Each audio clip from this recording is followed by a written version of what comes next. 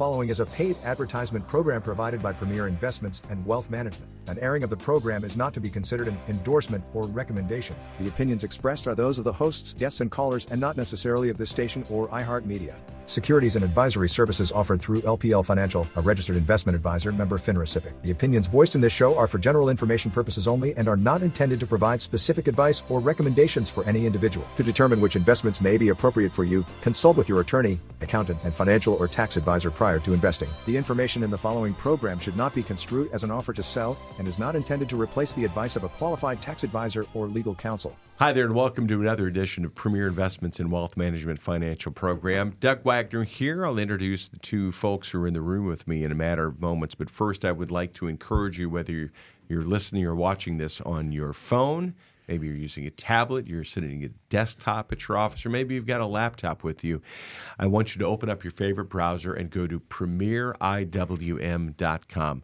Click Get Started, answer a few questions, and you will be provided the opportunity to talk with my friends from Premier Investments and Wealth Management about their one-page Premier Vision document. Now, this is one of those things where maybe you don't know if you're ready for retirement. In fact, most Americans don't know if they're ready for retirement, but you can be one of the few who do, because you're going to be working with Premier Investments and Wealth Management. Again, premieriwm.com. Click Get Started, answer the questions, and they'll provide the document for you, and they'll work to schedule a meeting with you so you can sit down and go over it with them. Now, if you're already entranced by what I was just talking about, you can call now and make your appointment, 800-383-6590. Joining me on the program today is the Vice President of Premier Investments and Wealth Management, where he is also a wealth advisor, Elias Randall. Elias, how are you today? Doug, I'm great. Happy to be here. Excited to be here again. How are you? Doing well. Thank you very much. I'm glad you're excited to be here. I'm excited as well. Also excited to be here is somebody who is an accredited investment fiduciary.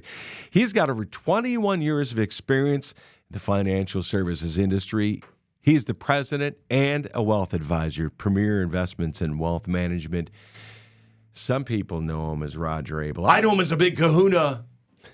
Roger? I like the excitement again, Doug. Yeah, good to be I'm back. excited. Good to be back. Yeah, great. Glad you're back. Tell me a little bit more about this Premier Vision document. It's been over a year since you started doing this. It was really a way to sort of simplify the process for the people who are coming on board, because sometimes it can be too complicated and get a little overwhelming. I think it was a culmination of feedback from people that we worked with. Mm-hmm. Just the general feeling that there's only a few things they really wanted to know. Okay. One, am I on track to retire? Mm-hmm. Two, if I'm not on track, what needs to happen to get on track? How much can I spend? How long is it going to last? How much risk do I need to take? Most people that are either retired or looking to retire all share the same commonality that those are the goals and what they want to know. And we used to just generate this giant document and walk everybody through it, which we still do. But the takeaway is we want to take the very important stuff, extract it from the financial plan, and put it into the one-page vision document. Mm-hmm. Hey, you're on track. Yes. Here's how much risk you need to take. Mm-hmm. Action items for today, and here's what we need to work on in the future, all in one page. So instead of going to your junk drawer and pulling out your financial plan, it's 120 pages. Yeah. It's a little, less aggravating to go grab your one-page plan and say, hey, this is what we're supposed to do. Yeah. Great, we're on track. And that's the nice thing about it, Elias, is that you've got these, it's graphically oriented, number one, which is kind of cool. It's like, have a speed limit sign, what's going on. But on top of that, you've got action steps that are already on there and goals, something that people can literally say, hey, here's a now, here's an intermediate, here's a long-term action step, and here's the now, immediate, long-term goals for what people are looking for. They like that sort of like reward of having the ability to bite off a little bit and chew it a little bit at a time. People do like that. So really the one-page vision document, it's a really great starting place to then step, it's almost like we've identified the path. Yeah. Really, it's a great starting place. Mm-hmm. But then the action items, and some are going to be short-term and more important in the short term than other action items. But what that really is kind of shedding light to is the ongoing service and the ongoing relationship and the ongoing advice, right? Because we use this, it's a comprehensive, simplified way to identify the path we need to walk on together. But as the relationship evolves and you work with the firm longer, people's lives change, right? If you're 50 today, well, what you want to do and prioritize at age 60 could be much different. And then at age 70 is going to be different. Age 80 is going to be different. But at least we have, the great thing is we have a great starting place. Yeah. And then as we continue, the advice continues to be unique and specific, and then in concert with that family's values, right? So that ongoing walking the path together and then leading on the financial planning, that's how clients get the best result. Makes sense. Premier Investments and Wealth Management websites, premieriwm.com. Click Get Started. Answer a couple of questions, and they will get in touch with you to schedule an appointment that's free, no obligation, not going to cost you a dime. In fact, they don't even want you to bring anything to that first appointment, just yourselves and your thoughts and your ideas, your hopes and your dreams, and they will do what they can to help you achieve that, whether it's retirement, making sure that your kids have got their school paid for if you want to do that. Maybe you're looking to create a legacy and you'd like to give back to the community. Doesn't matter if you are just starting as a job and just starting to get your money put into investments, or this is something you've been doing for a long time. premieriwm.com. What's the phone number in case they want to call and make an appointment today? The phone number is 800-383-6590. That's Elias Randall. My name is Doug Wagner, talking with Roger Abel as well, President and Wealth Advisor at Premier Investments and Wealth Management. You know, you talked to me a little bit. You taught me this phrase, go-go years, no-go years. And I'm 57 years old, and it's interesting where I am in my family because I've got a brother who's 5 years older than me, 62. I've got a sister who's 65. I've got a 69-year-old brother and a 70-year-old brother. So I'm watching my future play out. And I was like, What I did is said, I got to get healthier. I really got to work at getting healthier now, just because I wanted to be active well into my later years. And I think it's number one, it has paid off. I think it's going to pay off. When you are getting ready for retirement, you've got these number of things. You've got the wealth accumulation phase when you're younger, and then you've got the pre-retirement, which is, sort of where I am. And you start working your way, you have to start thinking and preparing. What do you do as a wealth advisor to start working with your clients, Roger, in order to make sure that they are approaching retirement with the proper mindset, not only for lifestyle, but also the financial portion, because it's two completely different animals? It's a great question. It's a complex one. I think the first thing to think about is segmenting what retirement looks like, because I think when you say retirement to most people, they think retirement's going to look the same all the way through. And when you ask somebody, how much do you want to live on when you retire? So let's say they throw out a number, I need $8,000 a month, whatever the number is. The question that you have to ask yourself is, do I need $8,000 when I'm 65 all the way until I'm 93, or is that number different? And the reason I say that is most people have grand ambitions when they retire, and we look at the retirement in really like three stages. And I think for people who've watched this play out, this will resonate. You've got your go-go years. First retire, you don't have to wake up at 6 a.m. to get to the job. You have a bunch of free time. It's likely the time you're going to do more traveling, see your family more, do more of your hobbies, and likely spend more money during this phase than the next phase of retirement. And the second phase is what we call the slow go phase. The reason you want to get more healthy is so that you can extend your go-go. Yeah. The slow go phase doesn't mean retirement's over. It just means the body's not working the same way. Your ambition is less.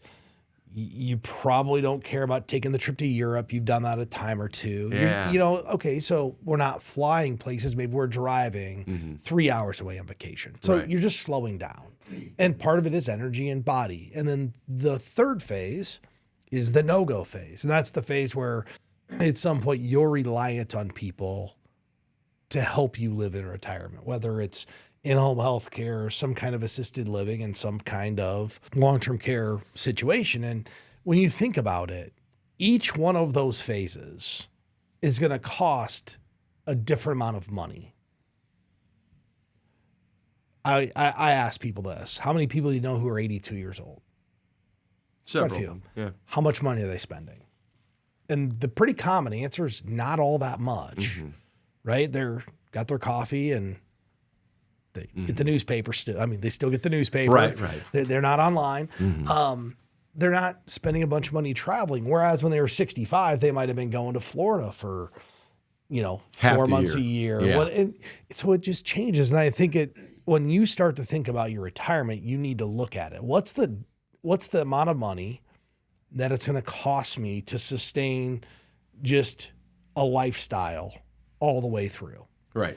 And then what do I want to accomplish would be the second question. What do I want to accomplish in the go-go years? So let's say you're 65 retiring and you think you're going to be in the go-go years for 10 years. Great. What do you want to accomplish? And you can start to assign cost to that. So we want to take a European vacation every other year for 10 years, and that's going to cost $25,000. Great. We can put that in your financial plan, and we can start to dial it in. But we don't need to plan on the European vacation every other year for 30 years because that's not likely going to. I mean, it could, but it's not likely. Right. And I think that's how you get people to really think about retirement. And when you do that, unless legacy is your driving goal, which for most people, that is not their goal, is not to leave as much money as humanly possible to their kids. It's not like they want to leave something, but it's mostly they want to enjoy their years. By segmenting your money by responsibility throughout these years actually likely increases your quality of life during the go-go years when you can enjoy it and do the most money or do the most things. Doug, how many people do you know, and Elias, look back and say, man, I wish I would have done that when I was younger? Oh, yeah. Everybody. Yeah, I mean, we're all going to, I promise you, I'm going to do it. And I try to do everything I want. You're going to do it, Doug. You're going to do it. People look back and say, man, I wish I would have done that when I was younger and healthier. You're not going to get healthier typically over time. You could get healthier for periods of time, but you're not going to be like 70 years old and just flip your health around. Right. Like that just doesn't happen. It's not what happens with the body. So that's why we try to break this into these three phases of retirement. Yeah, makes sense. But I mean, it's important. Do something about it while you can, because the whole point of this is that once you go to a point, a lot of times you can't get back from there. I mean, as somebody who is a diabetic, I know that, I mean, as soon as I found out I was diabetic, I was like, oh, I got to do something about it. And then I took another extra step of working on my physical body in order to lose weight. Do that, you're taking less toll on your body. You can get off meds and medication. Then you didn't think you were going to get this kind of a talk when you got onto a financial program now, did you? I mean, but it's about enjoying your life, enjoying all of your life. As what you start to realize about retirement, it's not just about money. Like money's the conduit to enjoy how you live. It's not I like that. really just about having more money. So in your case, you got a diagnosis and said, look, I don't want to be in my slow-go phase at 69 years old because I have neuropathy in my feet. So how do I change that to extend it longer, which is going to cost more money? Yeah, it is. Because you're going to have more fun. It's Roger Abel. I'm Doug Wagner, also along with Elias Randall from Premier Investments and Wealth Management. The website's premieriwm.com. Go over there. There's lots of really good information on the website, a lot of downloadable stuff. You can get links to their podcasts and other educational information on there. They're about inspiring and educating you. They're not just trying to sell you a widget or a product or a something like that. They want to work with you to help you fulfill your financial dreams, whatever they might be. You can make your appointment online at premieriwm.com, or you can call the phone number, Roger. 800-383-6590. Before we get into the slow-go and the no-go years, I want to ask a question about this, Elias. Go this ahead. whole concept about, Roger said, you know what, we don't want to put a $25,000 budget in every other year for now until you're 85 or whatever, because you plan on taking trips every 2 years. And you do that consciously, I mean, is because you're saying, hey, we don't want to overshoot this and make it unwinnable for you to be able to save the right amount of money. Do you find that there are people who are like, hey, I'd rather overshoot this and be on the high side by 6 or 7 figures, well into 6 and 7 figures, rather than, maybe just, have enough? I have yet to hear someone retire and make the comment, I wish I had less money now that I'm retired.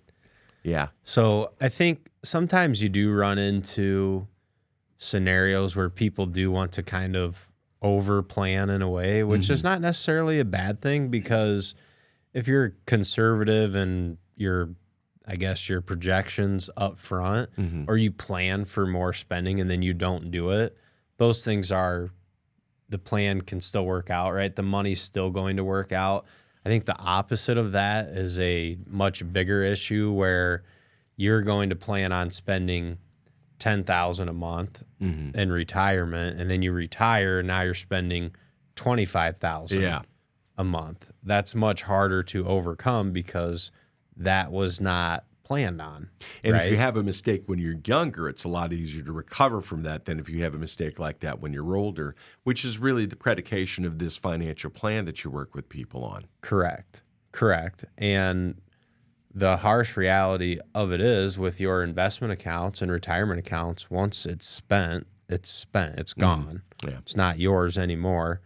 So I think there is a balance, though, and I think that's kind of where partnering with a firm and using an advisor, that's also beneficial for people, because maybe a client does want to request something that maybe I don't view as realistic for their situation, like planning on this extra spending for 30 years when really we should only plan on it for 15. But then if I can educate them through that process of, that doesn't give us a realistic way to make decisions today. Right. And then propose the reasons why we would plan the way we plan.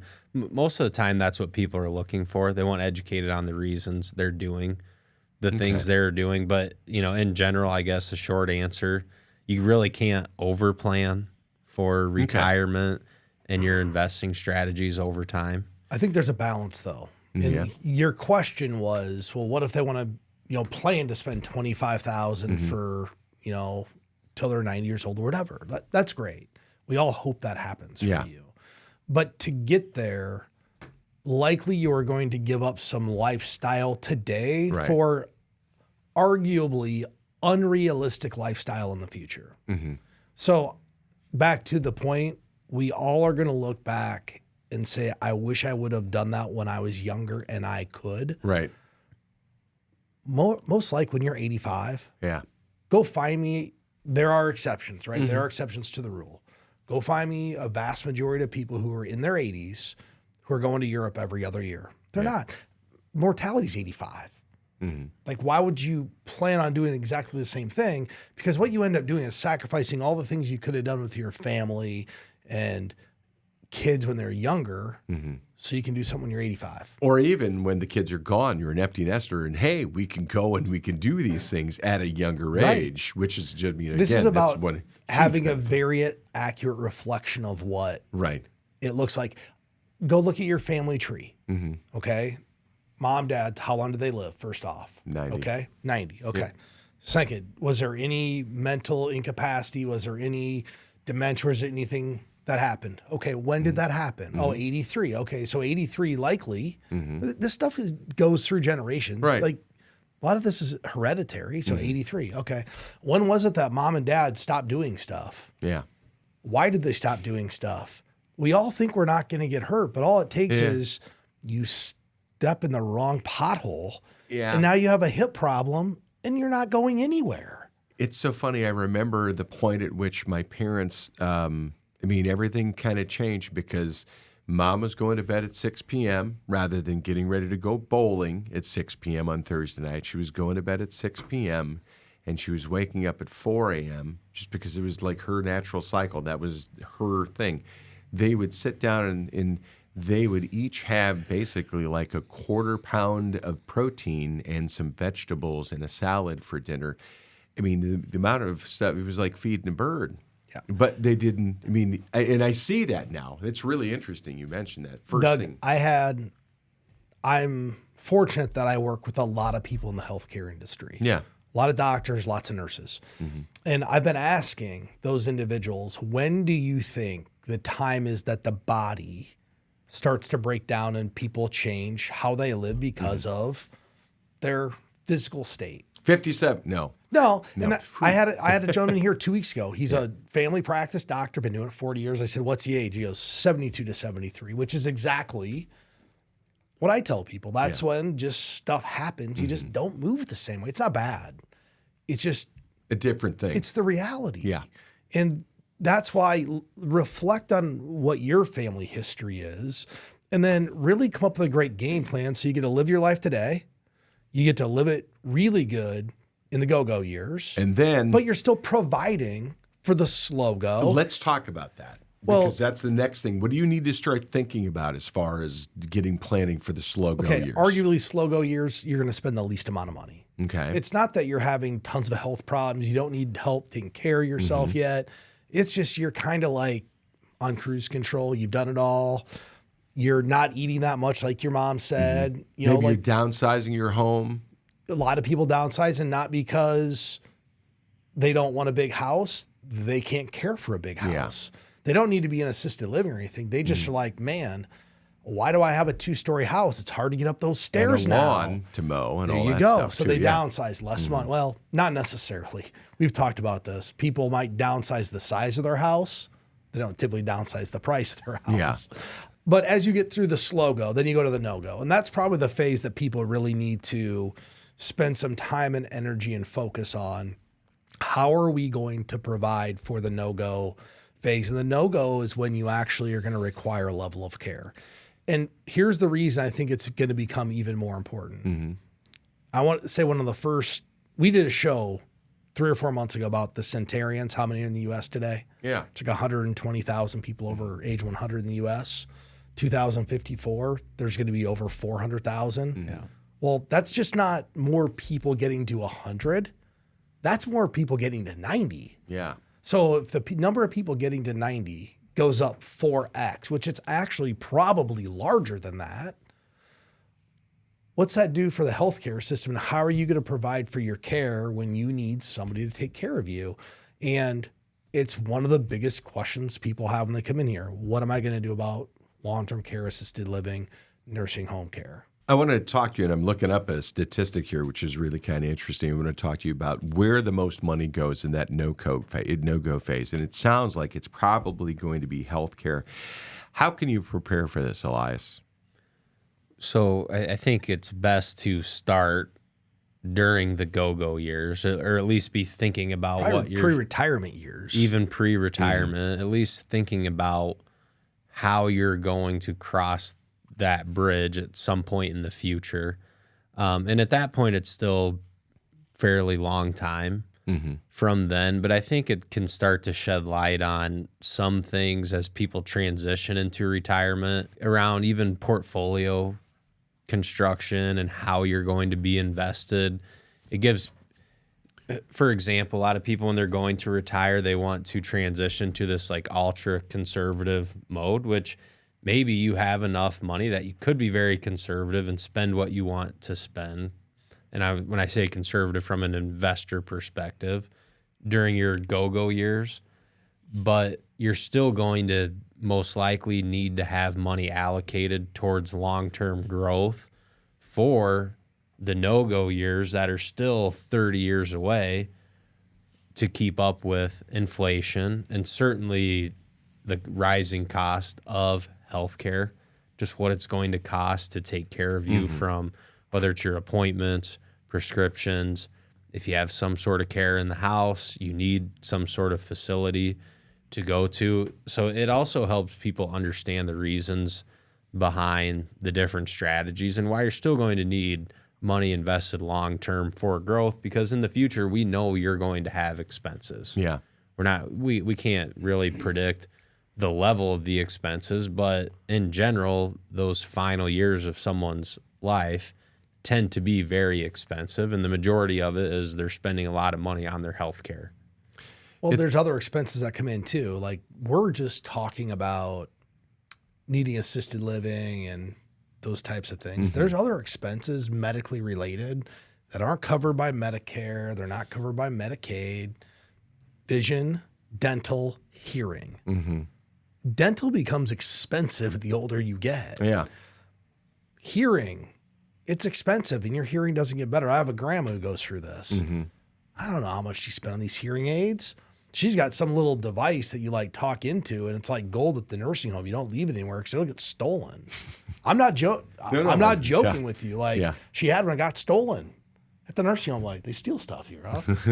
But it's like some device you talk into so she can hear you better. Right. There's just so many expenses people don't talk about. And you made a good point about going into protectionism mode. I was actually at hunting camp with a guy here 2 weeks ago, and he's 55. He goes, well, I only have like 10 years left. I'm like, what are you talking about? Well, if I retire, I got to be concerned. I'm like, no. I said, number one, you're never going to spend what you have.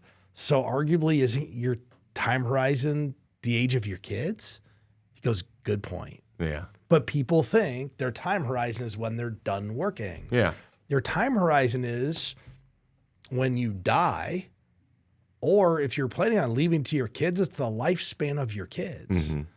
So for some people, let's say you're one of the fortunate ones who have 20 million saved up and you're not going to spend it. Well, your time horizon isn't when you retire. Right. How old are your kids? Why would you want it to grow for them? And the more your money grows, the more it offsets all these other costs.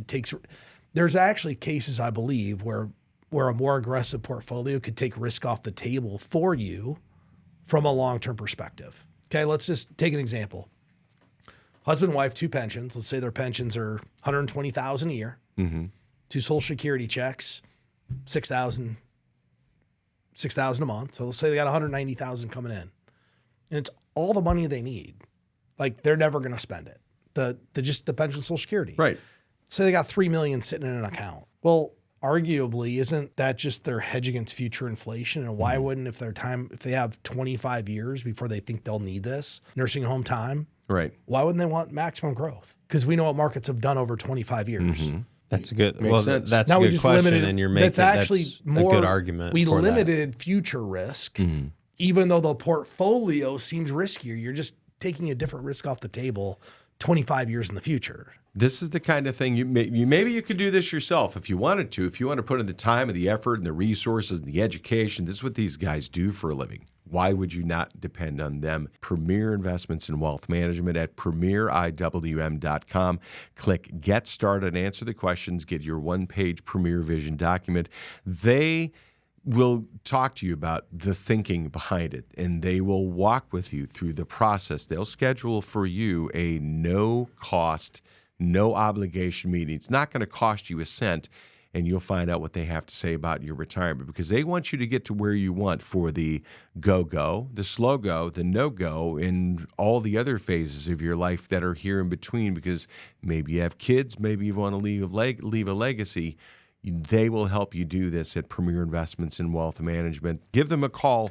It's 800-383-6590. And until next week, thanks for watching. Thanks for listening. Securities and advisory services offered through LPL Financial, a registered investment advisor, member FINRA SIPC. The opinions voiced in this show are for general information purposes only and are not intended to provide specific advice or recommendations for any individual. To determine which investments may be appropriate for you, consult with your attorney, accountant, and financial or tax advisor prior to investing. Premier Investments in Wealth Management and LPL Financial do not provide tax advice. Please consult your tax professional. Economic forecasts set forth may not develop as predicted, and there can be no guarantee that strategies promoted will be successful. There's no guarantee that a diversified portfolio will enhance overall returns or outperform a non-diversified portfolio. Diversification does not protect against market risk. All performance referenced is historical and is not a guarantee of future results. All indices are unmanaged and cannot be invested into directly. There is no assurance that the techniques and strategies discussed are suitable for all investors or will yield positive outcomes. The purchase of certain securities may be required to affect some of the strategies. Investing involves risks, including possible loss of principal.